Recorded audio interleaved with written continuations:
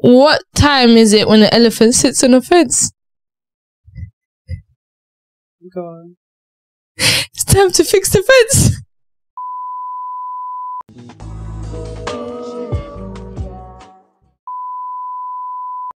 Spell the name Simon for me.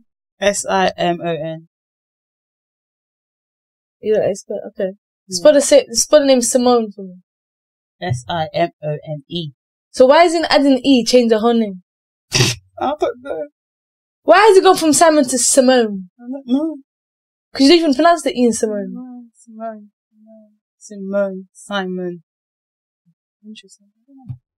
I was thinking about pronunciation recently as well, like the way we pronounce things, but yeah. I was thinking, why does it, what the name Did you come across with that? No, I was just thinking it. Oh, fair enough. I think I saw someone called Simon. I'm like, I don't know. And I was like, Simon and Simone, why does the name change all of a sudden? Because we added an E at the end. Mm-hmm.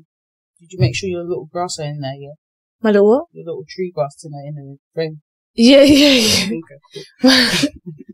This gives character to the thing. That's what I have to ask, you know. Welcome, guys. You're now locked into another episode of TheCensoredPodcast, hosted by yours truly, Milene Sophia. And yours, Tiwa. Welcome, bem-vindos, my people. Tiwa. How far? Not much, man. Just here. How about you? Not much, man. Just here. Yeah. I said, how far? How is it going? How's your week been? How's your time been since we last recorded? Anything new? No. Anything good? Anything bad? No, I'm joking. Not as far as I don't know, just going through day by day, innit? Nothing. Last time we recorded, we went on holiday. We've been on holiday. Yeah, nothing. See, that's something. Yeah, to be honest. I feel like that's always safe for the holiday segment, innit? But they expect us to be on holiday by now. We're going 3 months. If we haven't been on holiday, they're going to question us, like, are we alright? Like, we're going 3 months deep into the year already. Year's going by quite quickly. It's March tomorrow. You know, I was saying the other day, I was saying to kind of now that I've actually stopped counting the days and the months and the years going by fast. Just it is what it is. It's not about counting. It's only when I notice it. Do you get what I'm saying? Yeah, no, but I couldn't care to notice it. But but what I'm saying is, it's always a good conversation starter though. The years go by fast. Oh my gosh! Well, I do it with my patients a lot. February's nearly over, yeah. March, we're basically nearly summertime, and next we know Christmas is here. So what are you planning on doing for summer? The conversation starter. It is, and because it's a film where then you then go on to speak about if it's going fast for you, if it's going slow for you. What's happened. You can lead into different avenues depending on how you do it. Starter. Yeah. It's a very good conversation starter. Yeah. How about you? How are you? What's new? What's good? Man. What's bad? I'm quite hungry right now. I haven't eaten anything since lunch, so I might order something. What's new? What's new under the sun now? Since I don't know if I'm going to go to the toilet yet. Halfway through. If this Tiwa disappears, long day. What's new? Nothing's new really. Enjoying life at the moment. Mm-hmm. Chilling, billing, blessed. Yeah. Too blessed to be stressed. I hear it. How are you? How's mental health? It's good. 10? Good. Nah, there'll never be a 10. Why not? It's a solid 7. Because if it's a 10, it means you're perfect. Nothing's perfect. You could be perfect for the day. Nah, nothing's perfect. No day is, I'll tell you much. As good as it is, no day is perfect. Fair enough. How about you? Mine's been alright. I'll say 6.5. Just a little thing that annoys me here and there. Yeah. Chilling. Yeah, it's not, I wouldn't say it's not as bad. It's not bad personally, but it's what it is. But, yeah. My gut is really hurting. Do you want to go to the toilet? I don't know yet. I'm trying to feel what's happening in the insides of my system. Don't feel too much. It's too late. Before it starts. Did you know that when I was younger, when I was back in 6th, some guy came to me and said he generally doesn't believe women poo. I think you've told me this before. Have I? Yeah. I was a bit like, what does he think we do? Some men are quite, I don't know, ignorant to that. Would you, at what stage do you think you'd be able to say, yeah, I'm about to go I'm not gonna open my bowels. I'm not gonna give the obvious answer. So we had this discussion. When you go on holiday, you said to me, do you even fart around me? Do you see what I'm saying? You've asked me this before. So have you? I think you've farted about me. This is what I'm saying. So whereas why? This is what I'm naming to. So whereas you can already see where I'm going with that. So yeah, if you're not farting about me, you're not farting about it's your not man. that I don't fart around you. I'm just very cautious about. Really? Yeah, it's always been we're different. Yeah, it's always been that thing. Like, don't get me wrong. Like, if we go away, you're gonna know I need to use toilet. But if I need to use toilet, I'ma put the music out loud, or I'll tell you to go for a walk. Stop. Yeah, it's just okay. No, hear me. Are you gonna put a tap in as well? No, hear me. Because my thing is, I am so comfortable around you, and you know this. I'm still yet to like do certain things around you, and you're like the most comfortable person outside my family that I'm cool with. Do you know what I'm saying? And I'm yet, bro. We were on holiday. I think it was Egypt. We were in Egypt. Yeah. We were just walking. I think randomly Milene was a fire. She's like, sorry. I was like, it's whatever. Like, it doesn't bother me when people do it either. And then she was like, I'm thinking, I don't remember you last time you fired around me. I was just like, yeah, I'm just I might do it, but it's a thing where you wouldn't even know I'm doing it, because sometimes I'll walk ahead, or I'll just do something random, really? Or yeah, it's just, I don't know, it's just a thing where I've just never done it, even around my female friends. So it's a thing where now you're telling me I'm gonna, not saying I'll never go toilet around him, because my husband's gonna have to get used to it. I feel like that's the kind of... No, yeah, but I'm saying, like, okay, cool, you're dating someone and he's invited you over to his house or whatnot, your man are chilling, and you've had something. I'm that kind of person. Like, it's not one of them ones you can hold. Your belly is really... No, that's fine. I'm that kind of person. I'm going to think of a way to get you out, or I'm just going to do something. So it's a thing where... Can you go to the shop for me? Yeah. Babe, I think my period's about to start. Can you go to the shop for me? And then you're as you're there, I'll message you, can you go to this shop? No, you've got the wrong one. I am sending you some fine. So how many times did you get sent shop before you were like, you know what, it is? No, it's not always going to be a shop thing all the time. Okay, but how many times are you going to make up an excuse until you be like, you know what? I don't know, because I feel like it takes a lot, because I'm not even comfortable around my friend to do it, let alone do it in front of man. She could have played music. Like, I'm not even trying to lie. Like, you've asked me before, and it's not a thing where it's like, I can remember last time I've done it. Not saying I haven't, but I don't. It's a thing where you will not be aware that I've done it. Like, that kind of thing. So it's not, don't get me wrong, there'll be a certain time where I might get as comfortable where it's whatever. But in that early stage, when I say early stage for me, I mean the first 5 years at most. Man said first 5 years. Unless she's putting a ring before 5 years, then you know what it is. I'm not even for sure, you're married by 5 years. Amen. But, yeah. Yeah. So it's gonna be, he probably will never even see you or experience you farting. I doubt it. Just about pooing, because after pooing is like, babe, I'll go to toilet. And even that would probably be, I'm going to toilet, it might just be to fart. If he catches me farting, it might just be one of them ones that I couldn't hold, and he's just silent, but it's not, and he's just thinking, oh, babe, you dropped one. I'm just like, yeah. I'm not laughing. But that's about it. But for me to like, that's just randomly hilarious. just drop, no, I don't see that's myself actually doing hilarious. It. Yeah. How about you? I don't know. Because obviously I'm a bit more... You're a bit more comfortable. It's natural. It just depends on the person that I'm natural. Dating. It is, and that's the thing. It is natural because your partner is not gonna stop himself from doing it. Yeah, he's 100% doing it. Like, he's gonna 100% doing it. But is obviously a taboo for females to fart or to poo, whatever. Clearly, out of ignorance, man, I don't think females even go to the toilet.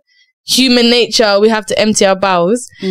So it's like it's more because of that little taboo and a bit of shame that comes with it. I can't tell you that I'll do it. If I'm desperate, I'm just going to do it. I'm not even going to send you away.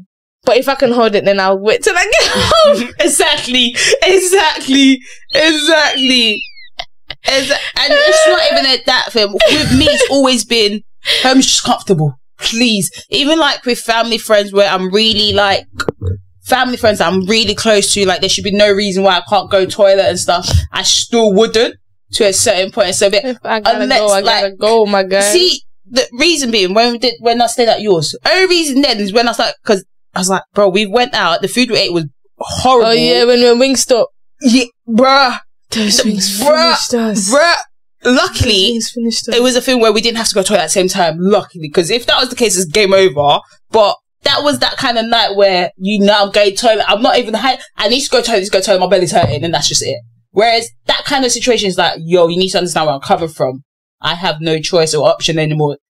I can actually just see you sitting there like sweating. I wouldn't even sweat. I'd just be sitting like this. I'd just be like, rather than spending an hour, I've got to go home. My mom's messaged me, it's an emergency. There was I don't know if it was real, but some girl put up on Twitter, oh yeah, that I think she was dating a guy and she went to his house. There's two actually. She went to his house and she pooed and then she blocked the toilet. Yeah, I saw. Because and then she tried to get out the window and she got stuck. No, that is absolutely mad. I don't know what's worse. What's more embarrassing? Because, boy. And then there was another one where the girl pooed and she put it on the cat's litter box. And the girl was like, no, but why have they put so much shame on it? And then the girl was like, oh, did you shit in the litter box? And she's like, no, why is it? Because my cat's been dead a few days. You're lying. No way. Oh my god. She was like, because my cat's dead. No. So she didn't know it, so she was going to try and blame the cat. Imagine. So she put in a little box. I would have left her not come back. Where she's tried to block. She put tissue so it doesn't her drop. But then in the process of doing, she blocked the toilet. So now the poo's come out this thing. Oh. So now there's all on the floor coming out. And he's like, "Are you alright?" But shit everywhere. Oh.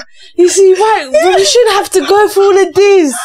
We shouldn't have to go for. I feel like a man should be like, you know what? I'm okay with it. So you're more comfortable. No, but it's not even about. My man can tell me, you can't tell me you're okay with it. No, it should be okay. But you're telling me I can't. Why are you telling me you're okay? I don't care if you're okay with it. True, but it's a thing where I feel like it makes you feel better though. No, to know that I've grown up with that. So then you won't have to wait till 5 years down the line. You'll be able to do it right at the beginning. No, I've grown up with that thing of not fighting around people. Unless you're about using the toilet. No, even that it's going. So my thing is, if I'm not fighting around people, I'm not about to use the toilet around you either. I'm like, it's just. Fighting is but that's what I'm saying.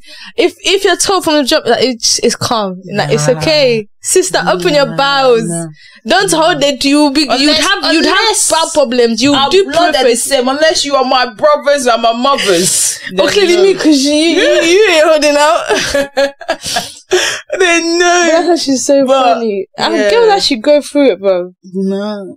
Do you know how it's actually quite really bad to hold your poo? Yeah, it is. First of all, you become constipated and you can actually perforate your bowel.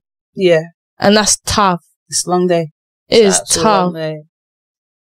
I blame the society. Please. Honestly. Please. I blame society. Honestly, telling me but women don't these Gen Z people, they don't be caring. They don't be caring. And that's why I love them for it. They don't be caring. They don't be caring. Take it how you take it. If you like, smell it. If you like, don't smell it. They don't be caring. I just go to the toilet, and they go about their business. 100%. They don't be giving it. They're getting rid of all these like taboos and all this shame. It's like, why am I shameful really for human nature?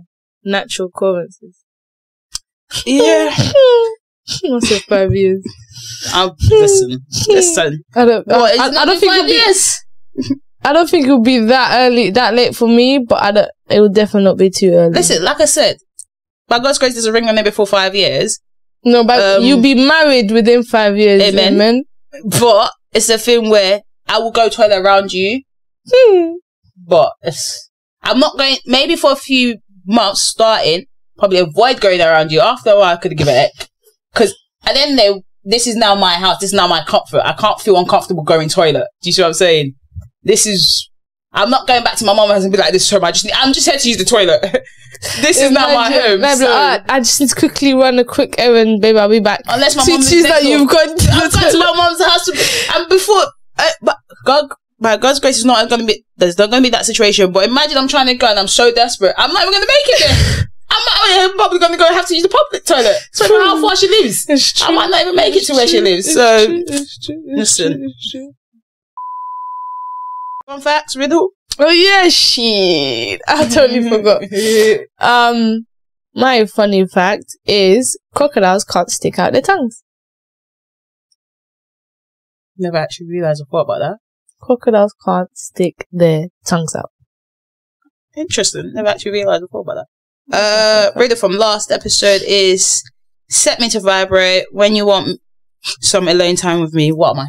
It's open. Yeah, keep looking at my screen. Did I get it last time? Yeah, you said phone. Okay. Yeah. What is beautiful and natural but get long and prickly if it isn't trimmed regularly? Your hair. No, your pubic hair. Oh. You were about to say what? I said your pubic hair. Yeah, but that's not the answer we're going for. Oh, no, because I said hair, but you said it's not your hair. No. But you said long and natural. What's beautiful and natural, but gets long and prickly if it isn't trimmed regularly? I think you said this already. Grass. I think I have. But You've used it already. You've used it already. Then, if it's that one, no, I don't have a new one. Run it. Because I had that, but when I was going through my episodes, I couldn't find where I used it. So I thought, okay, maybe I haven't. No, you've done it. You've done it.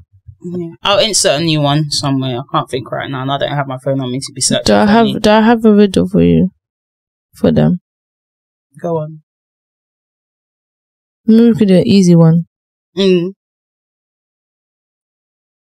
What goes up but never come down? I was thinking that. I was thinking the exact same one. I feel like maybe we've used it already. What's yours but everyone use more than you do? Your name. Yeah.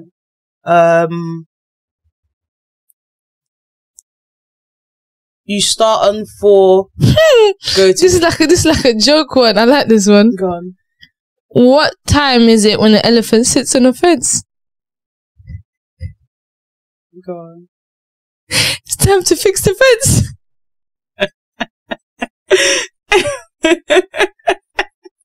You're an idiot. I like that so much. No, that's different. That's not okay. Hold on. No, I'm tired and I start scratching my eye. Okay, we can do this. What can you hold in your right hand but never in your left hand? Elbow. Nope. So it is. No, it's not. It's not your elbow. What can you hold why am I saying no if it is? What can you hold in your right hand but you can't? So the riddle of this week, as Tiwa ain't got one, is what can you hold on your right hand that you can't hold on your left? That's the riddle of this week. You know what to do. Comment. Go on. What did I do? Comment. Go on. You were finishing this.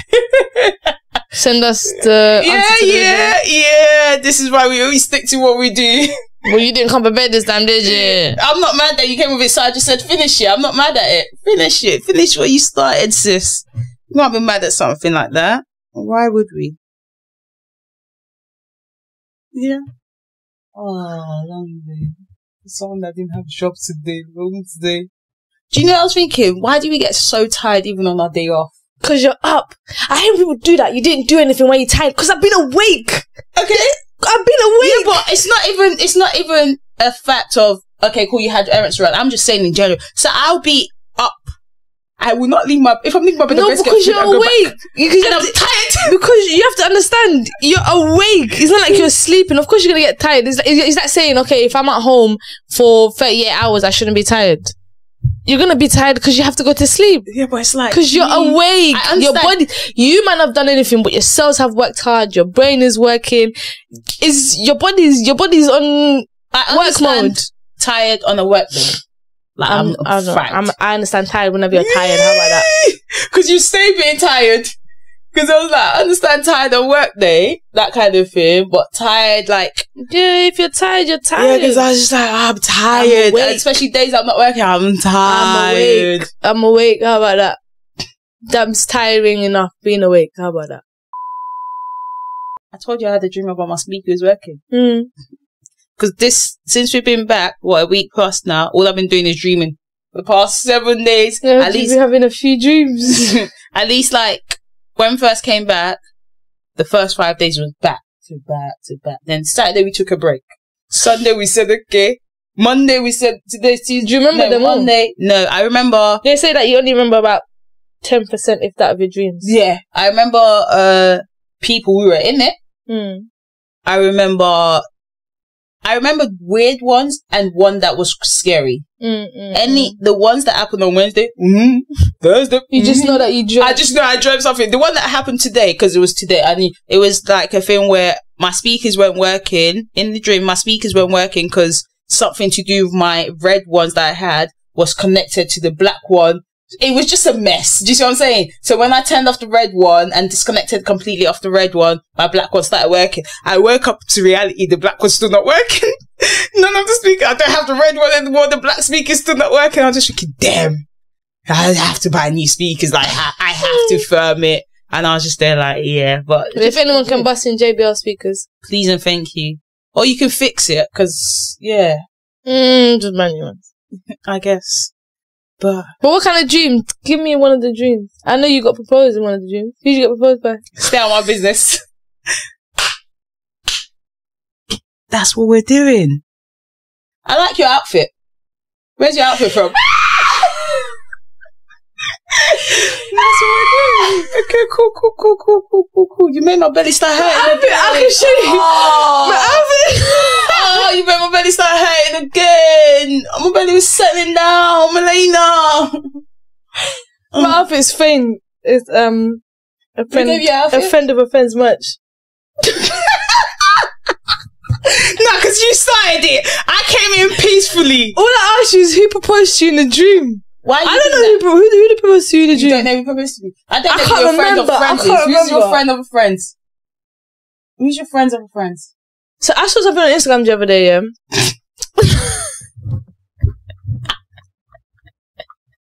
Nah, I need to go to the toilet. My belly hurts. Oh my gosh. So I'm gonna have to entertain you guys myself. I can tell jokes. Should I tell jokes? Let me tell you guys some jokes. It's warm in here. I'll just put on the thing. Let me put on the thing.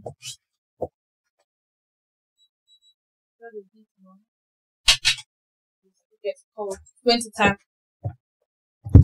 Winter time. But I can tell you one of my favorite jokes. Tiwa's not here, so I can put the feet on the table. Why?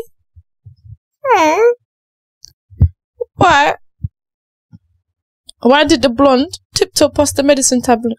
Yeah? Why did the blonde tiptoe past the medicine cabinet?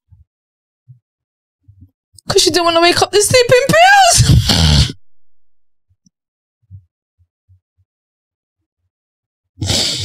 Because she didn't want to wake up the sleeping pills. It's one of my favourite ones. But let me not go there. But on the real things though, it's pain. So this is what I'm wearing now. Spot.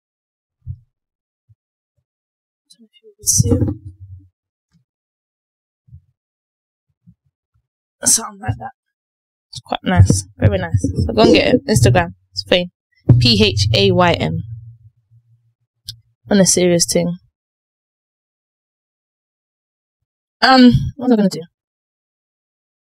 What was I gonna do? Okay, so waiting game for little Miss Tiwa now, innit? I guess there ain't nothing for me to do. I ain't got nothing to say. I would sing for you guys, but my throat's been hurting me lately, so I don't really wanna hurt even more. Got big performances coming up. I sing for the choir. Yeah, so obviously I wanna lead vocalist. So I have to, keep the vocals moist. It's a bit dry at the moment, so I can't do it. You can't do it. You can't do it. I'm starving. Maybe I should check if there's anything for me to get to eat right now. See, I'm not very good with takeaways. Because I just never know what to get. So I have to literally download Uber Eats down. I don't want to spend money on takeaway, and two, like I said, there's only very specific things that I like to eat. She's back. I love a door. Excuse me.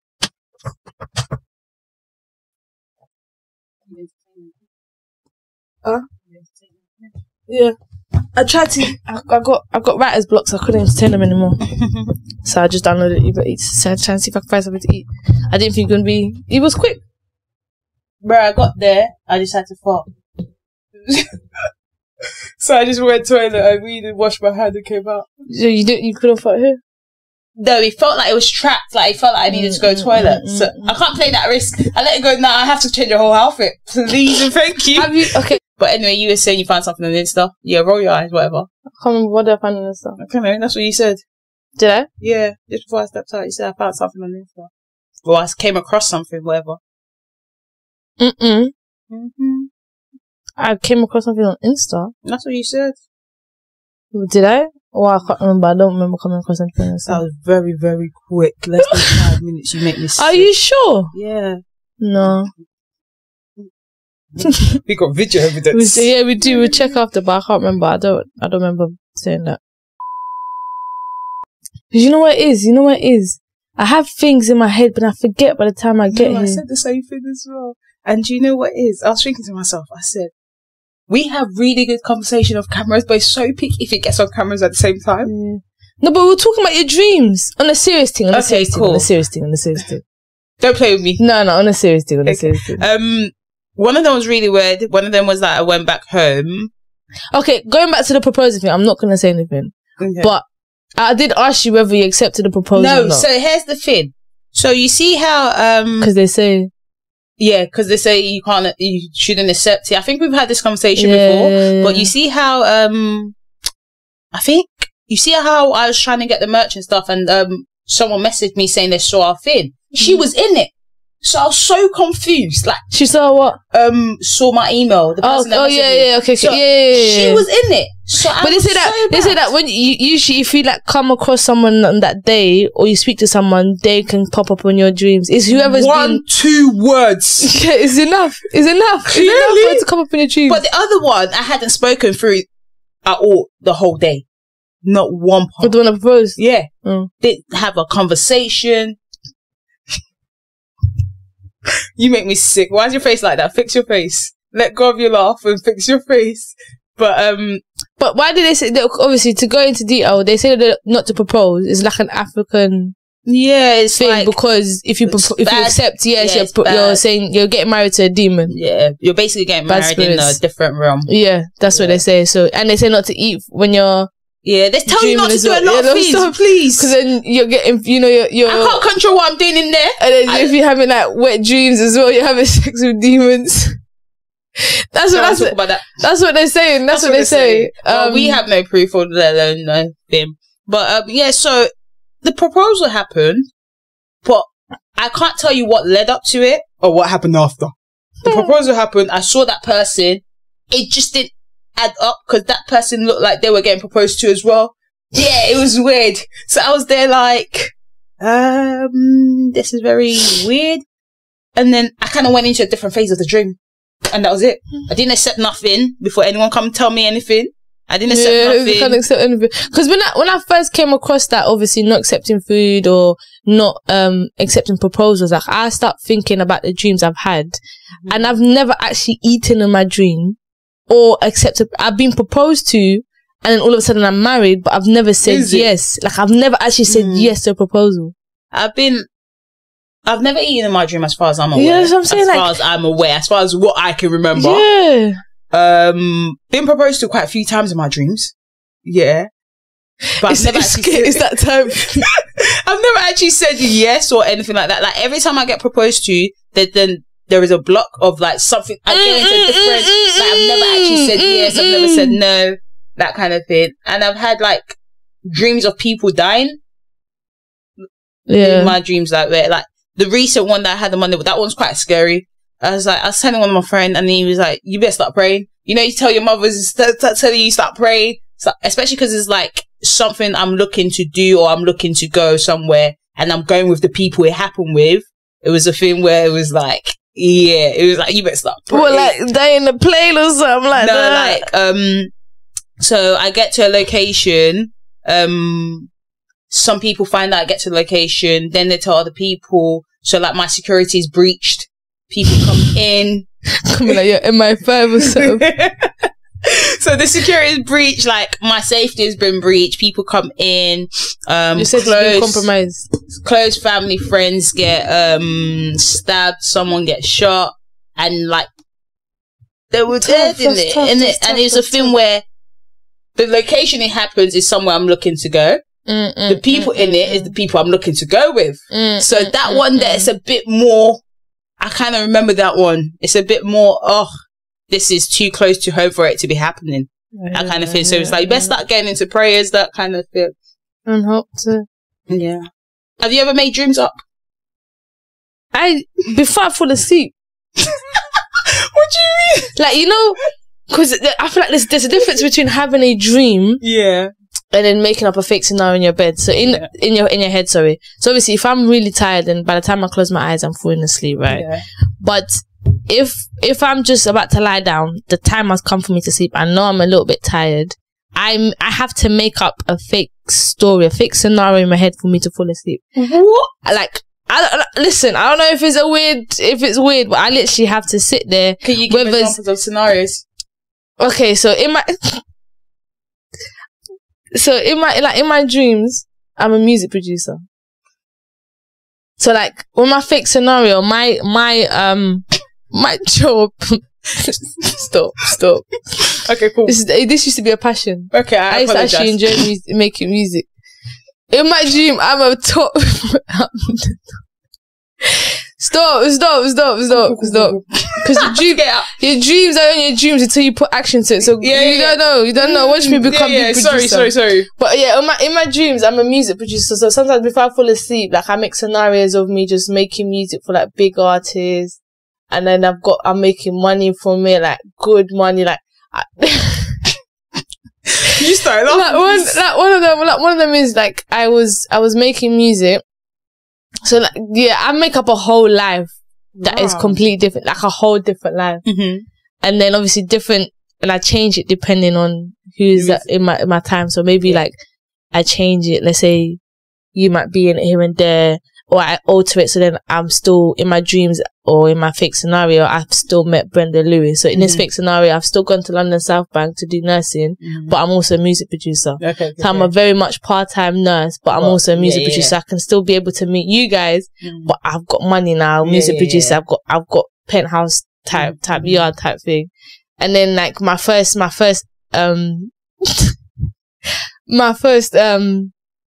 that song, like beat, I produced, I was like, this is my biggest mistake when I'm starting out, innit? Okay. And I sent it off to Krept and Kona, yeah.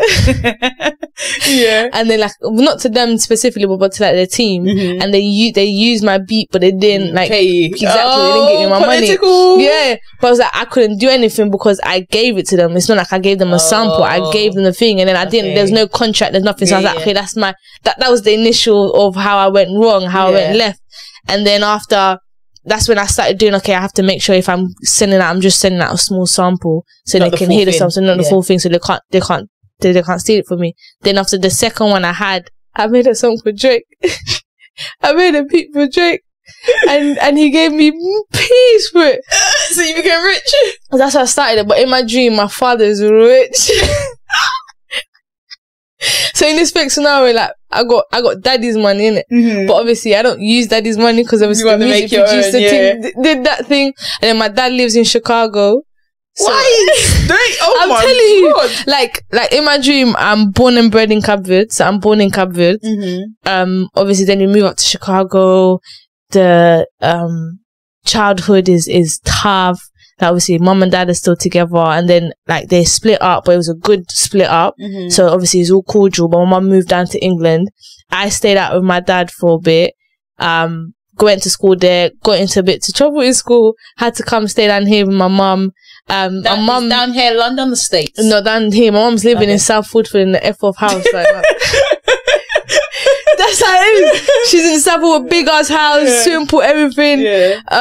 Then she meets someone. My dad meets someone. She has children. He has children. My brothers are a bit left. They got into they got into some overalls. They got into this and they got into that. Then obviously I've gone to uni now. I'm doing nursing. I've bought a house in one of the flats, that top house. I've made up the whole floors. I've got a gym in the yard. I've got a dog, but the dog is like, it's like a pit bull dog. I've named her Boa. Boa meaning good in Portuguese. She's well trained. I've built this. I've done that. Sky views everywhere. But this is I'm telling you, this is fake scenarios. Then I've got studio time. I'm getting artists over here. And then in the initial stages, what do you call it? Like I'm like an undercover. Like I'm not out there, so I wanted to really keep myself low. Like I'll make contracts. Like obviously, when I make this, I don't want to be known. I don't want to speak about me. Then eventually, I start coming to the limelight. Then I get producer of the year. The first few more to get the producer of the year. Sorry, yeah, this is literally scenarios I have. That this is like when I go into that realm of just fake scenarios and dreaming. That this is my lifestyle. So when we've been walking, and then after that, I just add everyone else into it. Okay. So depending on who I'm talking to, maybe okay, I've added him to it, or I've added her to it. We'll go on holidays here and there. But obviously, I got money now. There's a time where I decided I'd take a year off, and I'm living in Cape Verde for a year. But this is the fixing. I just come out and fix. There was one time I even dreamt I got stabbed one time in my dream. Blood fire. I probably got stabbed in my leg, and I was off, and I was down on myself. I had to have physio. They hit my artery, I think my femur artery. So obviously, if you get hit there, you're bleeding out. Like the whole point to that and what happens after that situation, I can't really get into it because there's certain people involved. But yeah, it's just every like that's my lifestyle like that of me being a music producer is the main bit, and then it's just bits that come after it. But these are the fake scenarios, and when I'm really dreaming, it's always just weird dreams because you're not in control of that bit. But the fake scenarios before I go into bed, this is the fake scenario. So this is the lifestyle I live outside of. It's not what I thought when I asked the question. But yeah, no, honestly, I do because I've got a very vivid imagination. Like very vivid. I just create pictures in my head. Like they say when I'm reading stuff, when I'm reading the Bible, I'm literally picturing what's going on. Yeah, I'm picturing Moses going up the mountain, especially now that we've seen Mount Sinai. I'm picturing that. Like I'm literally picturing it in my head. This is why I like to read fiction books, especially the ones about crimes and like detectives and stuff like that. Because I have a movie in my head when I'm reading the book. The movie's playing in my head. When I'm reading, the movie's playing in my head, and I love it. And that's why I like to read the fiction movies. And I'm going back to reading them again because I've just had bare books. I go to the bookshop. I buy because I think I don't know what the bookshop's called, but they do literally do like £3 for £5, and I'm there and I buy like 6 books and it's just sitting there. For you not to read it. Just for not to read it. So obviously I'm trying to read it again. But yeah, that's what I just have a vivid imagination. I just picture everything everything I can picture. Reading it and picturing it. Okay. So I think that's why I'm so good at making fake scenarios in my head.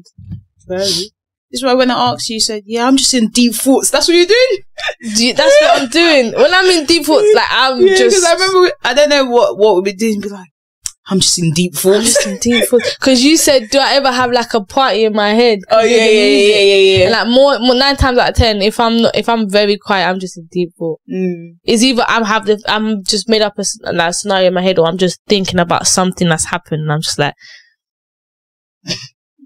no.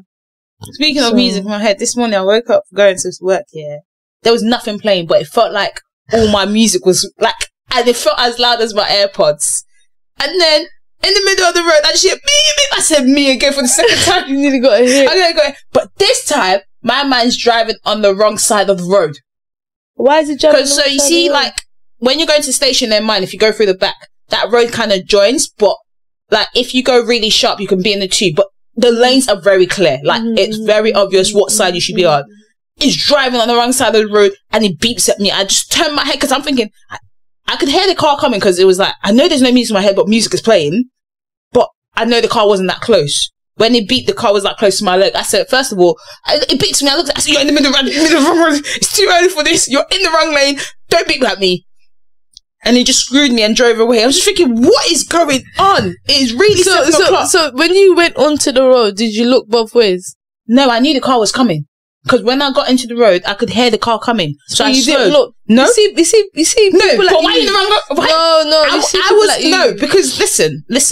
It's different if I was not on the road I'm not meant to be on. I was bang on in the middle of the other lane of that you're not meant to be on. You've came in, and the way you've turned, you've come onto the... So if a car was coming, that's it. Like, you shouldn't be on that lane. So you can't tell me I'm at fault. I slowed down my walk because I heard the car come in. The way, when I was crossing, I looked at what way I should be crossing. I know, because if I'm turning this way, I know the car's coming this way. There's no car coming to my right, so I can be on that road. But you're coming from the left. Why are you on the right lane? Because if a car was coming, that's you in that car. And you can't beep at the car because the car's in the right. So technically, I'm in the right. So you can't then be beeping at me when you're damn wrong. And I said, it's too early. Gospel's still playing in my head. I said, he beeped him. I said, you're in the wrong lane. And I kept moving. Whatever you said, you were speaking to my back because I just carried on walking and I walked about my business because I said, everyone No, passengers test me when I'm driving. No, they test passengers. Me. No, I was about to say pedestrians. Sorry, pedestrians. Because you just going onto the road does not make me liable. Yeah, but I've tapped someone in the back of the leg on purpose to let you know. You need to be careful when you're going on the road. You see, the thing is with Londoners. Then they looked at me. I said, "Why are you in the middle of the road when the light's green?" No, but the thing with Londoners is we know there's insurance. That's fine. But I will fight you. Dude, there's no money left before you think you're gonna claim on me after you were in the wrong. Positions can be in the wrong. I don't care. No. Don't get me wrong. I'm not saying we can't be. I'm fine. Obviously, I'm not. So obviously, I work in Newham, innit? Mm-hmm. And East Town, when I tell you, it's the worst pedestrians ever, Tiwa. Yeah. They're the worst. You are driving. Boom. Someone's gone on the road to cross the road. Hey. And his auntie has gone on the road. And she's not even trying to, sorry. She's taking the time. They own the road. I'm telling you, it is what it is. But they have to understand, cool, I've slowed down. One day one's not going to slow down. Depends on and two, I will tap you. So you know. You have to be careful. I've tapped someone on purpose. Is it? Because they came across the street. And I don't stop. I literally make it seem like I'm about to hit you. And I beep so I can scare the shit out of you as well. It's just not it. It's not it. But I hear it. It's London. I wouldn't do the way I cross in London. I wouldn't go and cross anywhere else. Do you know what I'm saying? Like, even when we went because Spain, they will hit you. Even when we went to Spain, I wouldn't just go and cross. Because they will hit you. It's in London. You're too cuddled in London. You're too cuddled. Your baby. Other country, they will let you come and do foolish in Nigeria. They will hit you. You me to the side of the road. I said, be careful. And carry on the line. And carry on about their business. Why are you causing? You should know better. Be careful. And even the police will even help them put you on the side of the road. No. And no one will call you ambulance. What? It's the fact that you even said ambulance. They will tell you what were you looking for. You have to go and get in the kick to go. They will tell you what were you looking for on the road, mate. Who sent you job? Who actually sent you job? You don't want to be careful. As I was coming here, I was going through my nan's message. She'd just be sending a voice note. And I was just thinking to myself, so they call her something called the Yanigi. So she used to sell stick, like firewood, like what they used to create fires and stuff. So it's called the Yanigi. So I was just thinking to myself, would I have changed anything growing up in terms of having been born in Nigeria, lived in Nigeria for a good few years and just growing up? I was like, no, I quite liked it. I quite liked the process of the way my life has happened, even though I wouldn't say there's things in there that I would change, even though there is.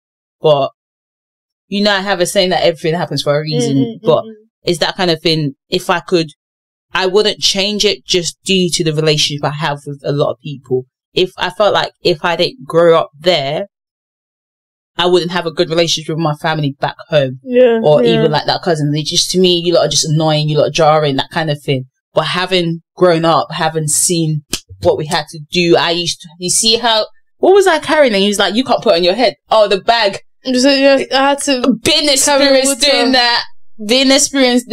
That whole process of just, I've been there. So I understand. So I was just thinking to myself, I would. But you had an interesting childhood because you went to a Muslim school. Yeah, I did. I went to So my nan's you house. You learned how to pray and everything. Yeah. I find that. I think that's the coolest part you've told me about Nigeria. Yeah. My nan's house, like, her house is literally here. The Muslim school I went to was here. Literally, it's my nan's as Christian as you get it. Like, you don't get past her. But so I don't even know how. School of faith is a school of faith. School of faith is school of faith. Clearly, especially when a lot of the teaching are somewhat similar. We went there and then like walked out. I never wore the hijab, none of that. But I did the prayers. I would sit on the floor. But you're technically supposed to cover your head when you do the prayers. They didn't have you doing it. Yeah, they didn't. I mean, you're bored then, isn't it? That's what we're doing. Actually, I wasn't bored at that age. I was about. I cut my hair when I was 5 or 6. You look like a little boy. If I find the picture, I don't mind putting it up. If you didn't have earrings, do you have the picture? I think I don't know if you have. I don't know. I might do it somewhere in my archives. You look like a little boy. Yeah, I had a little bow fin. And yeah. If you didn't have none of that and earrings on top, like, who's this little boy, bro? So yeah, I was that. But no, when I went to Muslim school, I think I was 7 or 8. I went there for long. Okay. I went there for long. How long were you there for? I'm gonna guess at least 3-4 months. I moved school like there was no tomorrow back home. So I was there for like 3-4 months. Then I think I went to a school. So the school I was at, the school I went to initially, that was Muslim school, in front of my nan's, was right there. You come out, you take a left, you walk 30 seconds. My other school was right there. Oh, is it? So why did you move school so much? I don't know. So first initially, I think I moved to the first school when my parents moved away. So when my parents came here, I went to live with my nan. So I think that was the first school they just enrolled me into. I think so. I was there. Then I don't know. Maybe she realized it was Muslim. I don't know why I moved at that time. I went to the other school. The other school, I genuinely just didn't like it. I was calling my mom. Was like, "Oh, this school's rubbish," because I preferred the other school I was at initially. So after that, then they just put me in a private school, and then never moved from the private school. I just stayed in the private school. I got lucky. I got away with it because everyone knew my parents were away. So like all the kids that I would get, so they will call you up on top in class and be like, "What's 5 + 5?" You get it wrong, you get beaten in your hand. Put your hand out. Are they still beating the children now? Yeah. Okay. They're still hard, but I think they're trying to limit it. I don't think it's as bad as I wouldn't say it was bad then, but I don't think they do it as much. If they're beating you for not knowing 5 + 5 is bad, my guy. I wouldn't say no, as in terms of as much as they're doing it back then. So like compared to when I was there, they used to do it a lot. Like for everything you got wrong, because to them it's like you have no reason to be getting anything wrong. So when I do that, I would go up to the class.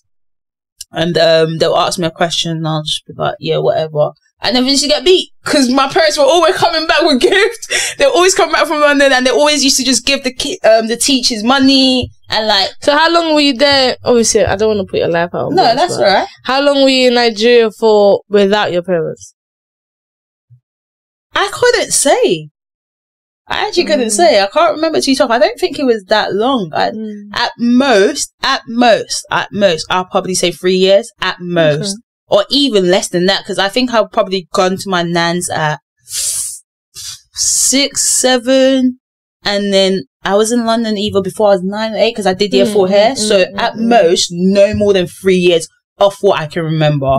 So it wasn't that thing, and they were always, it never felt like I was away because they was always around. So they'll probably go away for like 6 months, but they'll be back for like occasional, like Christmas, things like that. So they were always around in that aspect of if my mom isn't around, my dad would be around, that kind of thing. So it never felt like they weren't there. So it went like they went straight 3 years without seeing them. So it was that kind of thing. Fair enough. Yeah. Interesting. But would you say you like your process of growing up? Not change anything, or are you happy the way it happened? I don't know, because it's hard to see it happen in any different way. Yeah, because that's how it happened. Obviously, I could have probably had a different life if I had stayed in Portugal. Obviously, I could have had a different life if I stayed in Amsterdam. Or if I was born here, anything could be different. But it just, I don't know. Because my mom does say if she could go back in time, she wouldn't have moved to London. She would have stayed in not Amsterdam, Rotterdam. She would have stayed in Holland, so to say. Because she had more, there's more people there for her. Obviously, she had one of just close friends. We had a few family members there. And it's like, she's just, the vibe there is different. And because in Rotterdam, there's a very big Cape Verdean community. Oh, is it? Very big. Like in Holland, majority of the Cape Verdeans live in Rotterdam. So it's like she would go out. She really enjoyed herself. And obviously, maybe it's just back then, like, the money used to go a bit longer than what it does now. And I don't know, but obviously her saying that now, she obviously can't say that she would be where she is now, because obviously she came here and was able to go and do nursing.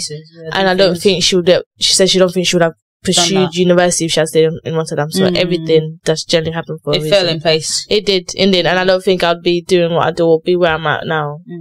Obviously not, but everything that's happened for a reason. For sure. Like, I see that because there's therefore testimony in my life, only because the fact of me going to London South Bank and studying nursing at one point seemed very slim. Like, it seemed like it was never gonna happen. And it did. And I can literally say that me being a nurse to a certain extent is a purposeful point in my life. No, I hear it. No, because I was thinking, like, recently I was like, I went state not having the thought of mind that I was going to come back and do uni here. I was thinking, I'm on a 4-year thing, I'm going to ride it out. I can't tell you the process of when I applied for UCAS to come back to stuff. I literally cannot tell you. You realise, but I was thinking about it. Because before I went state, state was my last option. I had offers for Northampton, Loughborough. I wasn't sure if I wanted to move away yet, so I had South, but I had 2 Londons, 2 away. So I was like, cool. Going to Northampton, I think I even went to go see Northampton dorms. I did the whole process.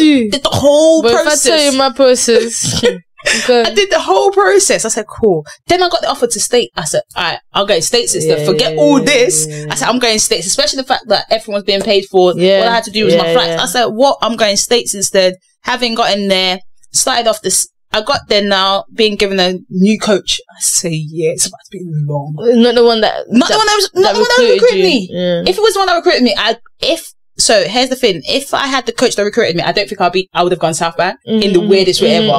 Because she loved me off. She would have played me. Like, it would have been a better experience for me per se in terms of playing. If I didn't go States in terms of basketball, I think I would have still been out there because I like the whole process of thing. But because I went for a purpose, when it wasn't falling into place, it was just like, I don't see myself being there anymore. I can't be bothered to pursue anything. Let's go back. So in that process of doing things, I started the season where she had spoken to the new coach. She was like, this is where you need to play her. Like, just giving stats and giving IQ. I said, cool. Starting off the season, I played quite well. I had my minutes. I averaged the most steals, like, within my conference. I was up there for, like, Christmas happened. I came home for Christmas. I went back for Christmas. Only God knows what happened between Christmas. I can't put 2 and 2 together as to what happened to my man. What miracle happened? Because a few people stayed behind for Christmas. I said, my mom said she's going to pay for me to go. I'm going to go home. Why not? So a few people stayed behind I came back from Christmas. My minutes just gone. I couldn't tell you this is what I'm doing. And then after, like, first 2 games I noticed it, I went to him, I said, what am I doing that's wrong? Or why have I stopped getting my minutes? He was like, I don't know. I said, bedroom. I said, stop. It's right there. Then I said, cool. Then I realized it wasn't just my minutes. A few of the started going, minutes started dwindling down. It was just like, okay, cool. But there was 2 particular one that he liked that minute stayed up. Everyone else was the same. Yeah. Everyone else was a bit like. Was it how many of yous were there?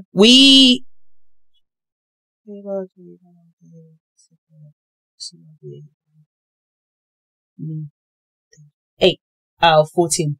So okay. There was 8 of us out of 14. There's 2 he really liked, and there was 1. Was it Chico? Yeah. There was 1 he had on rotation that he was like, if it's a good day, it's a good day. So there's days where it got to the point where I didn't want to be that teammate. So I was like, I would come in kitted up, hoping for the best. If it happens, happen. If it didn't happen, it didn't happen. And there's days where I just be like, oh, my ankle's hurting. I just come in, sit on the bench. I'm not even dressed to kick because I know what you're on at this point. So I said, cool. And then it's funny because one of the girls reached out to me recently. She said she has to do something to help him out. I said, for what? If you go look at the team now, not one. Is it not same one. Coach? Yeah. Not so he was on a mission. Is it coach or? Yeah. Not one. So it was a thing where it's just like, and then he came to have then like, I was still thinking, okay, maybe I'll see how, okay, it's first year. I'm still pressure, like, run through it. Maybe junior will be different. Let's just see how it goes. Then he's having a meeting. Then he comes to me, was like, I don't think I can offer you a full scholarship, but I can offer you this for the next 2. I said, yeah, but when I signed my thing, I was offered the full scholarship for the 2 years, and then go out. Yeah. And then he was like, yeah, but there's a few other international players I'd like to get. So I don't know if we'd be able to offer it to you. We can work on ways around it where maybe you help out and become like dorm representative. Because when you do, so I wouldn't have to pay. If I'm a dorm rep, I don't have to pay. So I said, I was just sitting there like, I just nodded my head and said, okay, cool. So I went in, the girls, we all had a meeting in my room, said, what's the plan? Because this ain't it. Because this is not what I signed up for. This is not what they told me I was coming here to do. This is not what. So it's like, all right, cool. Only 2 of the got their full back. Even the other international did not get a full back. She didn't go back. There's this other New Zealand girl was really cool. We're the 2 point guard international. She didn't go back. So we said, cool. As the year got along, because I still had a few friends over there, I kept track of it for the second year, checked it, and then just watched the game just to support the ones that I knew that I'm playing with them. And like, they would still FaceTime me. So I still kind of knew the people around because we were FaceTime. I was the London international girl that everyone thought I spoke too fast. No one understood me. So I was that kind of girl. And like, when we get on FaceTime, I even got to know the new people that came just by speaking to them. So as that happened, within that process, I'd call my nan and I was just like, it ain't working out. I was crying and I was like, it's not working now. I don't think this coach likes me. So my nan called my mum panicking because obviously, because I called her, she's in Nigeria. She's called my mum. So my mum was like, why would you? I said, because you haven't called. So I just called my nan. It's just easier. So I called my nan, spoke to her. She was like, it's not working now. Then I spoke to some guy at the person that I was talking to at the time from here. And he was just like, don't you still have your offers that you deferred? I said, I think I do.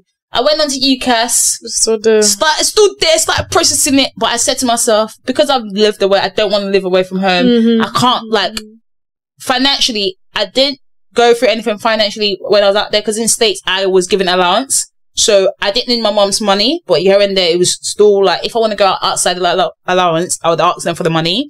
So, it was a thing where I understood somewhat of finance, like I understood life now, like, because that was the first time not living home. I had to cater for myself, that kind of stuff.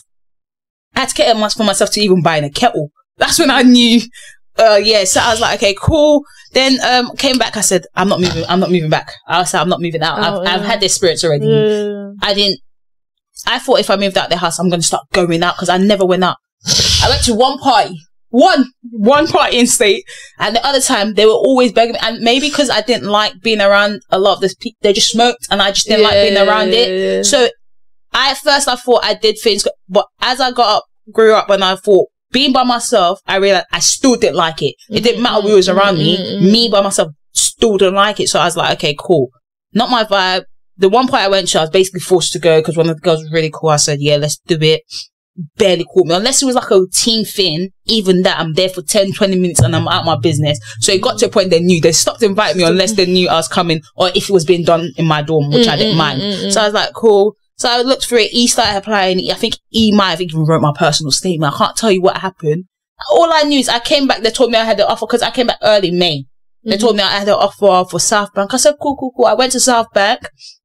I didn't even have certificates. I went there, I said, I didn't even have an interview. I just went there. They were like, bring your certificate. I went there, didn't have certificate. I was unprepared. I got back home, looked for all my certificate, took it in. They were like, yeah, you can start first year uni.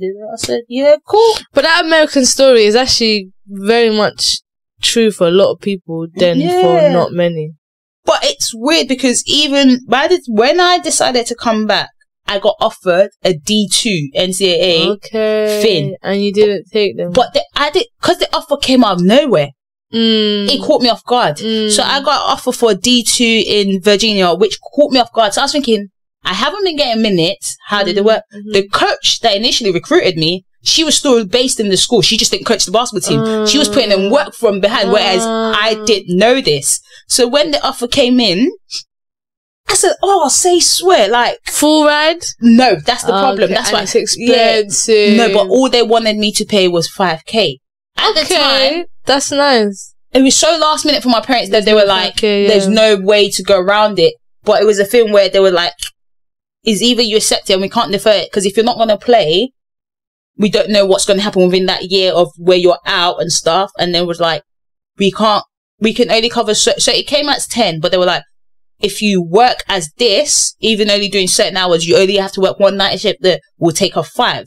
So it came down to 5. But then in terms of like my parents having to pay the 5 and just, hard, it was so last minute that everything was so thin. So I was just like to myself, if it's meant to be, it's meant to be, that kind of thing. Yeah. That didn't work out. I said, cool. I came back. She emailed me. She was like, I've got something for you in Europe. I said, cool. She said, how much did it pay? She said, 1.5. I said to myself, I said, I really, really appreciate what you're doing because you really didn't have to go out your way.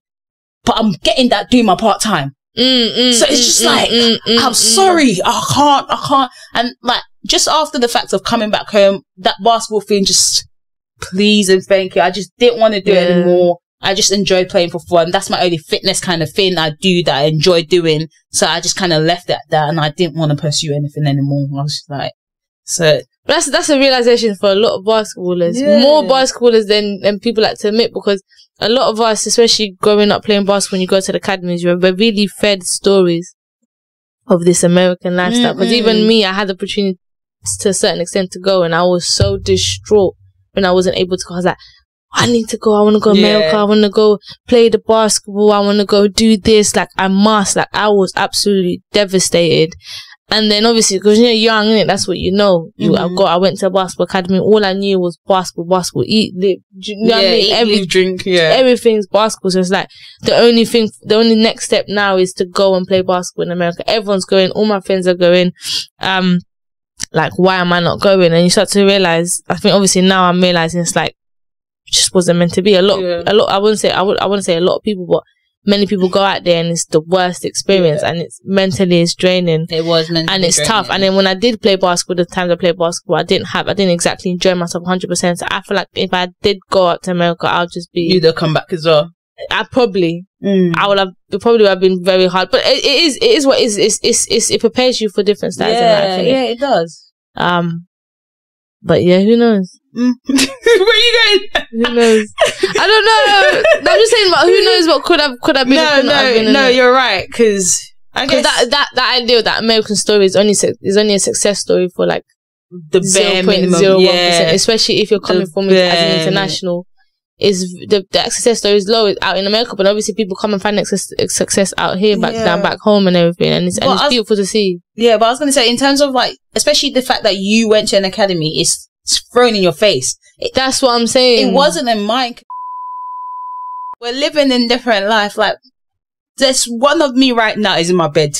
Bruv, I've actually said this to you. This is like, listen, this is how me right now is having dinner. This is how I can explain the idea of free will and God knowing every choice that you make. Yeah. Because I genuinely believe, whether this is real or fake, or maybe whether this is even left in Christianity, and I'm not supposed to believe this, but I've told you this before, and I'm telling my people them. I genuinely believe that there is alter universes, and there's different versions of us in all these alter universes that is playing out every single choice. So the choice I've come here today, there's another me that's made a choice to not come today. 100%. There's another me that made a choice to never make a podcast. There's another me that made a choice to never meet the people that I've met, or to never speak to you, to be rude to you. Another me that's mad shy. So from the time I'm born, there's been decisions made on my own behalf and on behalf of my parents. Like, the choices are there's all different choices, but I'm just living this choice right now. So I have the free will to make that choice, but God knows every single choice I can make. So He knows the choice I'm gonna make next. But I have the free will to make that choice or not. It's just there. I don't know if that makes sense. I don't know. No, it does, because it's like, He's ready for you to take that path, but if you take that one, he's ready to. Exactly. So there's like, let's say there's 100 million paths. Because he's ready for me to be my path on my bed. And he knows every single path, but I have the free will to choose what path I go down. So as they say, there's a path of drug there and a path of drug not there. He knows there's two paths I can go down, and I have the free will to make the choice to go down this path, and I choose, and I've just chosen to go down the non-drug or whatever. And he's like, okay, she's done that choice. Okay, now there's a choice. So he knows, just because he knows doesn't mean he's not going to stop you from doing, because you have the beauty of free will. Yeah. But that's how he knows, because he knows everything. He knows everything. He does. So there's 500 million different choices to make, and I make this choice today, and he's like, okay, cool, she just made that choice instead of that choice. Yeah, no, I hear it. That's how my thought process that's the same as life, because there's probably one of you in America now still living out there. Do you get? There's probably one of you in Cape Verde living with kids. Do you get? Because I made that choice. Do you get? Do you see what I'm saying? like there's different lives, there's different choices that I've made and they haven't made, and I'm like, that could have gone like that. Yeah, and I can pinpoint different choices. Yeah, no. I guess. Do you get? There's reason why actually, oh my gosh. There's me in Nigeria with 5 kids living my best life. That sweet money life. But I'm actually just thinking about all the choices I've made, and if I've gone the other way, what would have happened? Whatever other way that is, what could have happened? No, facts. Some of the choices I have made. I'm glad I made the other choice. Blood. No, because what would have happened if I didn't go South Bank? What would happen if I decide to get a sports degree? Would I be a teacher? Would I ever be a nurse? What would happen if I went to America? Would I have drive? Because I learned to drive in America. No one knows that. Every time I tell people that, they always ask that. Only automatic. Yeah. No, because that stick was hard to find out there. Do you know, that's why this driver. You've been back young. For how many years? I'm not about to learn a manual now when I could get an automatic car. Please and thank you. No way. At least I got a license. That's good. Not many people do have a license. Not many people do. Sometimes it's just a personal choice. They want to, yeah. And that's fine. But that's what I'm saying. But not a lot of people actually know that I have a license. Just to keep off you trying to get on at me. I'm sure you know friends. Why are you trying to look at me? Because you're chatting shit. You're chatting shit. But yeah, that's my explanation in my head. Yeah, no. And then if you really get into it, sometimes I believe that people are just NPCs in my life. Like, this is actually... Oh, you say that a lot. This is my world and you're just living in it. You say that a lot. Like, you're an NPC in my world, but you're just my favourite NPC. That I have a repeat. Do you get, like, I've made it so that the simulation means that I have a better bond than you, but you're just, when you go home, you don't do anything, you just log off. Just log off. Then when it's time for you to go back into my story, you log back on and come and see. That is so weird, but yeah, you said that a lot. I guess that kind of put like different mindset and perspective of how people think, innit? That obviously that happens, innit? But that's the idea of the simulation stuff. That's how people think. Like, it's like logging on to Sim. Yeah, that's basically it. Yeah, so like someone's logged in and I'm the main character. No. And then once you go home, like you see when you play Sims and then you get out the car and the car disappears, you don't see where the car's going. I've never played. Stop. I swear I've never played. Oh, you haven't enjoyed life. No, never played. Not on the PC. No, never. Where you build a house. Never played and then, it. I see you won't even know what I'm talking about then. I come across like when they go to work, they get into the car and you see the car go down the road and then the car disappears. No, so when you leave here, you get in the train goes out and you disappear and I don't see you again until the next day and I need you back in my life. No, I've never played Sims in my life. That's one of the things I need to play it. It's actually quite, it's nice. It's nice. I'll think about it. You haven't enjoyed it. Yeah, I'm not against it. But Did you used to play PC games and stuff? Not really. I've always been, I'm just whatever. I used to love games. I used to, weren't really my thing. Apart from that, you see that crazy taxi tin? You will catch me on that. You see when we had that That's at school, yeah. That's at school. I used to get knocked off. I wasn't allowed to log into It's Time to Do the Work because you would just see me. She's talking. I'm just there like. Yeah, that was that one there. You catch me there, but apart from that, anything. Do you ever just feel like because my mom, I feel like as black people, whatever, we just actually live the same life, like the things we do, the actions. Because my mom follows this guy on TikTok, and he's always explaining why do black people do this. Yeah. And my mom was like, she does the exact same thing. The guy's like, why is it when people are sitting down, they're always just rubbing their leg? Whatever they do, rubbing their leg. And I see my mum all the time. She do this. It's actually too funny. But depending on where you grew up, the child was actually the same. No, you know, as I'm working now, I'm realising what I'll be like as a parent. it's all over. Because I'm dealing with kids, so I'm learning the steps. No, but I think it's so. I feel like the way you are as with other people's kids can be so different to where you. Do you think so? I take them kids as my, well, not all of them, but majority of them as my little siblings, as my firstborn. Like there's this one little girl in year 7. That's my firstborn. That's my first child in school. I am not a mother to her in school. That, like, she looks for me, everything. She emails me. That's like, anyone wants to deal with her, they come to me. That's my first child, and to me, it's like, I treat that girl like you're precious to me. And I was thinking, and then there's things I say, like, say, I'll be telling my kids off so they know me now. I'll be like, come here. They'll be like, no, me. I said, no, my twin. And everyone starts laughing, and it's like, nah, she's talking to you. You best move. So that's kind of thing. But so, I feel like maybe you will be, because you're around kids all the time. Yeah. Maybe you will be. I don't know. I couldn't tell about me because I'm very particular with kids, innit? You very. No, I couldn't have a career with kids all the time. I couldn't. Like, I'm good. I've said this. I'm good with kids. Like when I'm in a situation where I have to like entertain kids and take care of kids, I'm good, but not for all the time. Not all You're the time. You're good for the short period, not for the long time. Not all the time. Not all the time. Like, I can take a bunch of kids and entertain them. I just switch on my kids' side. You've seen me do it. Yeah. We're at Christina's communion. Yeah. And there's a bunch of kids there and I'm entertaining the kids. But not every single day. Couldn't it? Yeah, but you have those disobedient kids and someone. Listen. You do it better than me because you can entertain the younger one. I can't entertain I can. That's what I'm saying. The older lot, I literally switch my kids. Yeah, I can't do it. Let's go, guys. And I think this is why I decided not to work in primary school. The energy you need and required to entertain them. I feel like I'm tired. If I was to do it, I feel like I would rather do a primary school. I think you would as well. I'd be a great primary secondary school. I feel like I want you to learn a lot.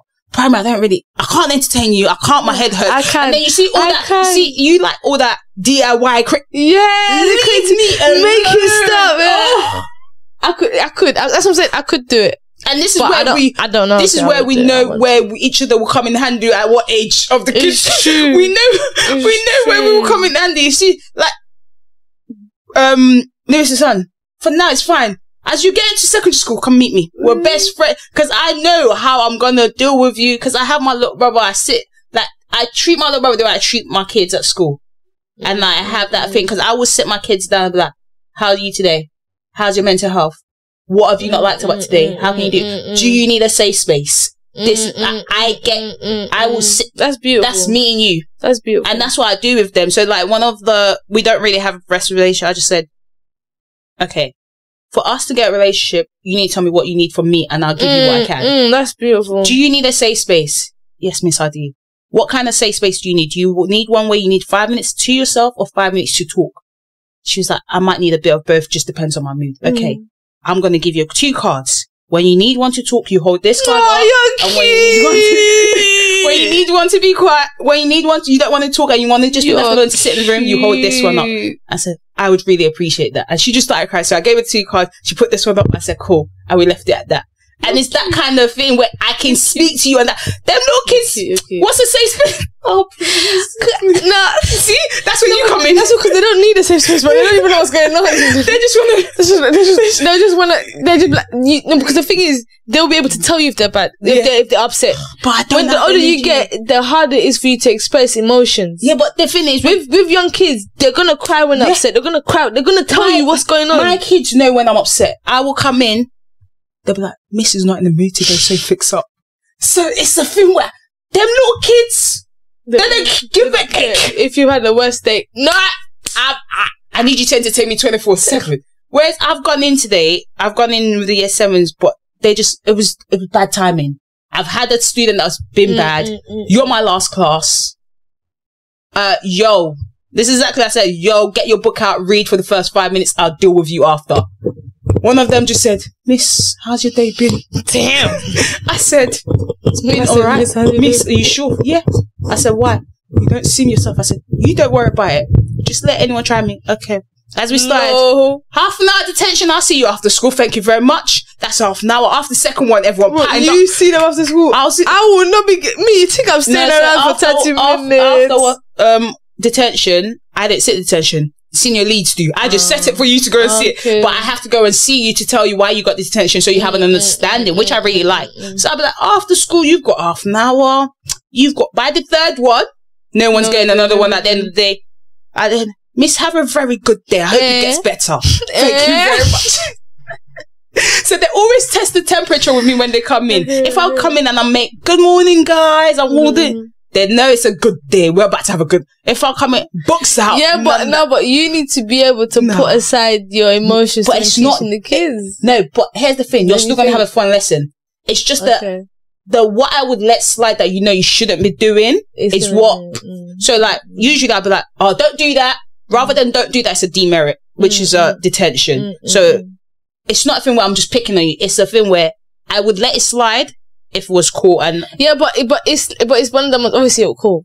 I'm not trying to go on to it. No, go on. But it's like if you're letting it slide sometimes here, it's a bit unfair for you to just go say. No, I hear it because everyone would say the same thing, but it's not a thing where it's a thing where so you've done something wrong. So I've told you to sit. Is it like don't hold the ball? A warning tick? Yeah. So I've told you before to you give the tick. Don't hold the ball. You've sat and you're holding the ball. I'm just going to go. Do you see what I'm saying? The instructions was given, so it's not a thing where you've done. And then sometime I give you the time because I know you've done nothing wrong to me, so I shouldn't take it out on you. But when I've told you don't hold the ball, I've turned my head before I say anything. I'm looking at you. Everyone's looking at you. We're still there. Yeah. Put the ball down. By that time, it's now that I've given you that chance. I'm not going to come in straight. If I come in straight hard at you, that's going to last for 5 minutes because I really like a lot of the class I teach. So after the first 5 minutes, when you start buttering me up, oh, Miss, your hair. So I come in full. Miss, your smile looks nice today. I said, what do you want? Miss, your hair's nice today. What do you want? There's always a catch. Do you feel like teaching is fulfilling? Yeah, it is to a certain point. Yeah, like during Christmas, especially the fact I went around, I came back to like mini cards and it was like, I really, really enjoy your PE. You're the best teacher in school. You're really nice to talk to. So that kind of thing, I have that all around our board and stuff. So it's quite nice. Like I thought about I don't see myself teaching for a long time. Like in terms of thing, I just feel like there's still other careers I want to. But in terms of I don't see myself fully leaving either. I've always said if I don't teach, I'll still do cover supervising and stuff like that. I've said that as well. I feel like to a certain extent, my purpose is to do nursing, but not for the rest, for not whole my life. That's exactly what I'm saying. But I love it especially when I have interacting with different people and obviously the way I interact with them and they interact with me and doing the job itself.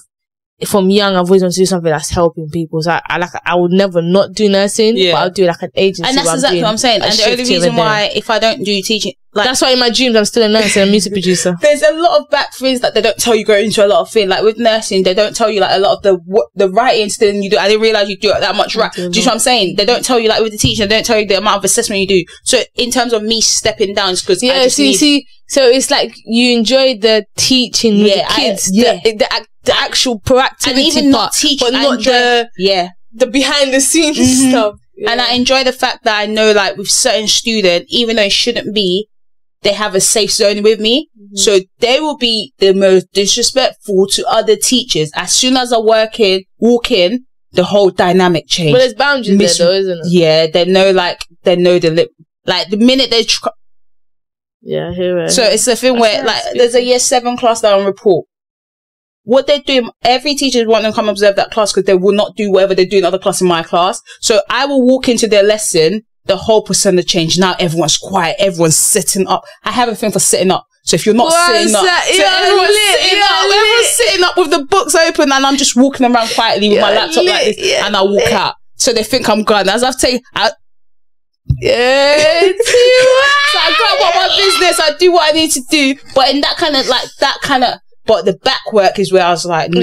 So if I was to leave teaching, I don't think I ever would fully leave it. I'll still do cover supervising just in case I need to get back into it. And they're like, what have you done for this year? And live things happen that always change you. So you kind of still want to be in, I still want to be in the picture just in case things change here and there. But the beauty of it is teaching, you'll find it everywhere and anywhere. Yeah. They always need a teaching. So you found rather than finding a job, you find a career. Yeah, which I say is a lifetime thing. So and regardless, I thank COVID for that. In the nicest way ever. I thank COVID for that because I don't think I thought about teaching, but I didn't really put it into perspective. when COVID happened, I had to think, what can pay me when I still sit at home? Yeah, exactly. And that's it. I actually thank COVID for that. But that's it. Yeah. It's beautiful. I'm happy that you're one. You the way you've described. I don't know if you do it because I'm not there. No, you can ask. I don't know if I believe you. I'm not there. But it's beautiful to hear. My year 11 will speak for themselves. My year 11 will speak because sometimes they were like, "Miss, can we get your email when we leave?" That kind of thing. It's beautiful. I say it's beautiful to hear because obviously not necessarily me, but a lot of children, especially when you're growing up in school, you knew that they needed those type of teachers, and it's very minimal. In comparison to, because a lot of the teachers are very rude and disrespectful, so they disregard feelings. Exactly. So a lot of the time it's a power dynamic, even though to a certain extent there is, but sometimes it's like you can have power and not be too much, not trying to put fear into the, like, I must have respect for the teacher. No, it's about meeting the kids and I think where they're at. Why they really like me to a certain perspective, they know I'm a teacher, but they see me as one of their G's. They'll be like, "Oh, Miss Roberts, what you say?" So that kind of thing, but there's still a respect to it. And the thing is, from the minute I'm not getting disrespected by my year 11s, ain't no little year 7 gonna do. So it's that kind of thing. And when they start doing it, like this certain conversation they'll be having when my year 7, I just look at them and they stop, because it's like, okay, I can have this conversation with you, but when the year 7s are there, you need to know, like, this and that. But it's nice to see. And I feel like the only reason why I knew the kind of teacher I wanted to be because I didn't see it, or I didn't have it. And that's beautiful. And that's where it is. So, and I knew the kind of student I was. So a lot of the students that I see that are like me, you see it, I know how to handle it. Because that's what you wanted. Yeah. And so then it's like, so that kind of perspective. But it's good. It's beautiful. Beautiful. Well done. No, honestly. Appreciate it. Honestly. Yeah. Because you make a difference to, even if it's just one kid. And that's all I need. I don't need to make it to everyone, because not everyone's going to like me. I didn't know the impact of the one child I need to make to you. I'm happy with that. I'm gonna be that person you see on holiday. I'll be like, "That's Miss Roberts," because I can see it happening already. Yeah, 100%. I'm a bit on holiday now. I can't be on holiday peacefully. Miss Robert, you're in a bikini. Mind your damn business. Close your eyes and stay at my business, you have please. To start wearing a burqa and cover up your whole thing. Right. What have you seen or come across that is very motivational to you, or spoke to you, or had an impact in your life in terms of Christ or anything motivation? I don't know if I should do the one that I've sent to you already, and I wrote a whole paragraph about. You don't have to read the paragraph. I can read it for you if you want. It was really cute. I'm just saying, but yeah, go on. I can do that one. I quite like that one, and a lot of people gave me good reception about that one. It's Proverbs 18. It's scripture. Sorry, just before you sent it to me, someone else sent it to me, and I thought it was cute. Who said it to you? I'll tell you after. Who said it to you? Who said it to you?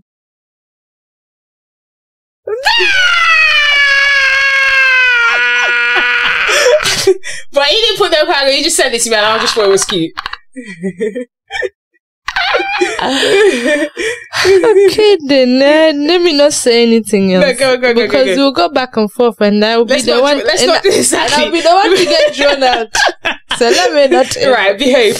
But yeah, so the scripture. So this week, in what I've seen in terms of God that has moved me is Proverbs 18. Chapter 18 verse 24. It says, "A man of many companies may come to ruin, but there is a friend who sticks closer than a brother." So obviously with that I said, picking who you spend your time and energy with is essential. You don't need a certain number of friends, you just need a number of friends you can be certain of. And with that I might have sent a little paragraph to Tiwa, because if there's one thing I constantly pray on and reflect on is the people I have around. Like I was spoken to someone before, and they were like you really just cut a lot of people off. And I was speaking to Laura, and me and Laura have been doing it from the jump. Obviously, when we start getting close to secondary, we would always have people around us, and if we feel like they're not good for us, we just cut them off straight. Like we've always been good at cutting people off, because it just puts a strain on you, and then people start associating you with certain things. But regardless of that, I feel like I continuously thank God for the people who are around me that are active in my life, only because it's just genuine people. Like I can say I have genuine people in my life that just want to see me do good. They want to see me do good. They push me to do good, and then obviously they bust me in different things, innit? Like they help me out, and it's beautiful to see. to have that, and that's something I'm thankful for every single day. And yeah, so that resonated with me only because it's just it's important. A lot of people are so quick to have so many friends that they still feel lonely. Yeah. Do you know what I mean? Like, they still feel lonely. They could be in a room full of people that they call their friends and still feel lonely. Yeah. Only because none of them, they're really there for you. They're not, to be fair, they're not your friends, just an acquaintance. It's just for the time being. And being, and sharing your energy with certain people that are just gonna suck it out. Like, people hear this time and time again. And I feel like it's what's the word? Like, it's getting, like, just, I don't know how to explain it. No, but I get where you're going with it.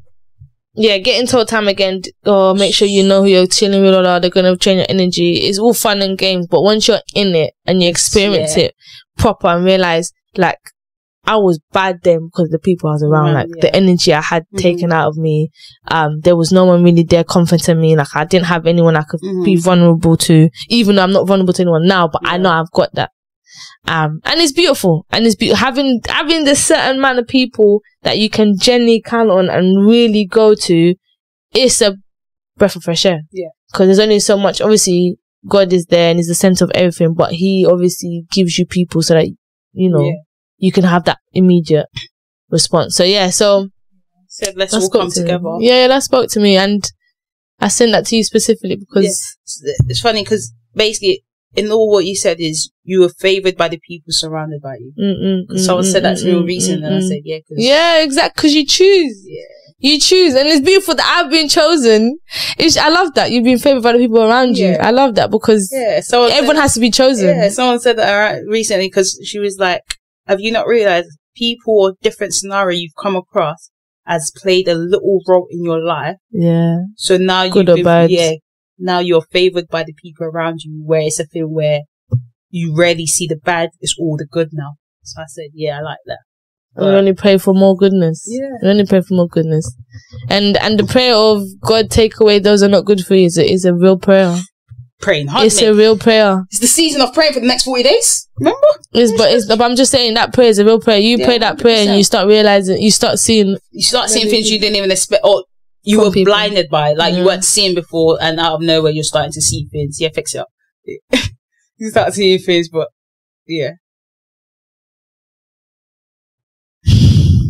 See what you know what it is. I appreciate you. We're not about to do this in a segment about God. Yeah, okay, we're not about to do this. Because this can go left in different ways. Let's not. This can go left. And I feel like, as embarrassing it might be for me, you be the one that's gonna get caught under that bus heavy. That's what you heavy. I'm just saying. I'm just saying. After I just said, your brother, you're my friend. Love. Let's call it one. Let's keep it at peace. Let's not draw our business out here. Especially not on the pod. Yeah, not on the... Not this kind of business. This is how we handle peace, guys. See? Yeah. It shall not happen again. Okay. The minute this comes off, it's game over. That's fine. But, yeah. So what have you seen this week, or since we last recorded, in terms of God mine's and motivation? Let me finish the question! Please. I put my hand up and I apologize. Please. I'm sorry. No, you have to say I apologize, because I'm sorry doesn't mean anything. I apologize. Tiwa, what have you seen since our last recording in terms of God or motivation that has moved you? Or moved you, sorry. You may, please. Okay. No, I'm joking. I've come across a little prayer. Not a little. I came across a prayer. Amen. Let's not put it down. And it just says, Lord Jesus, please cleanse my thoughts of anger and worry. I know that worry is not your will for me. Please provide for all my needs as you promise in your word. Amen. I give to you all my fears, cares, and troubles as you have told me to do. Bring peace and comfort to my heart and help me to rest in you and have peace. Amen. Forgive me of any sins I have committed today and fill my heart with your love. Thank you, Lord, in Jesus' name. Amen. Amen. And to me, I intend, in the weirdest way ever, I think I've gotten a lot better in that. I intend to worry a lot about things that are out of my control. But it's a thing where, when I think about it, it's like, okay, cool. I know in my head, I'm saying to myself, God's got it. But the worry's still there. Yeah. So, like, I was reading my daily devotion and he just said, call out to me when you feel like you really can't get your thoughts off something. So it would just be like, so my call out would be, God, I need peace right now, or Jesus, I need you. And literally that would be it. So I literally just be walking. And if my thoughts are just, do you ever feel like they just go out of control? Like you're really trying to get back into something else, like just get out of what it is. So like, it just feels like it's running. So I'm just like, Jesus, I need you. Jesus, I need you. Jesus. And then before I know it, I'm not thinking about it anymore. It's like, it's just. Yeah, but I said to you time and time again, if you control it, you control it. If you can't, you can't. Yeah, but I know that. But when you just start thinking about it, like mine's a very strong thing, you know. Like we play it down so much. It's a lot easier said than done. Like, yeah, I'm calling him for help, but if the devil is trying to work that day and is working a lot harder than I'm calling out for, the devil is winning. So it just means I have to call out a lot harder than the devil is calling out for. So it's that kind of perspective where if my mind starts running, it means the devil wants to start rubbish with me, and I'm just like, nah. So it's that fighting that battle against your own. And then you know what? If I'm fighting with you and arguing with you, I can deal with that than fight my own head, because that's more scary. I can deal with that because I can sort it out now. I hear what you say. I say, go about business. But in my head, who am I fighting with? It's me against myself. That's worse. But yeah, so that's been it for me. And then when I read that, it was on the day where like my head was just running. So it just kind of spoke to me on that perspective. But yeah, on that note, would like you to repeat your riddle again. What can you hold on your right hand that you can't hold on your left? What can you hold on the right hand you can't hold on the left? Yeah. You already know what to do. Send in your riddle via the Instagram. Leave the comment on the TikTok or the YouTube page. And yeah, be interactive with us on that note. You've just listened to the Censored Podcast, brought to you by Spotify and hosted by yours truly, Milene Sophia. And yours, Tiwa. Love and guidance. We out. Love.